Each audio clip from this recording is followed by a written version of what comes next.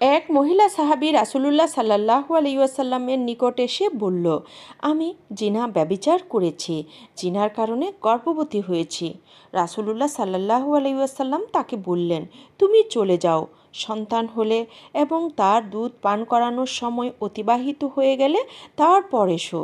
যখন তার সন্তানের দুধ পানের মেয়াদ শেষ হলো, তখন সে রাসূলুল্লাহ সাল্লাল্লাহু আলাইহি ওয়াসাল্লামের দরবারে এসে উপস্থিত হলো। তিনি বললেন, তোমার এই সন্তানকে কারো দায়িত্বে দিয়ে দাও। যখন সে সন্তানকে অন্য একজনের দায়িত্বে রেখে এলো, তখন তাকে পাথর নিক্ষেপ করে হত্যার নির্দেশ দেওয়া হলো। তার জন্য বুক সমান গভীর এক গর্ত কুড়া হলো এবং তাকে সেখানে দাঁড় করিয়ে পাথর নিক্ষেপ করে হত্যা করা হলো। এরপর রাসূলুল্লাহ সাল্লাল্লাহু আলাইহি ওয়াসাল্লাম তার জানাজার নামাজ পড়ালেন।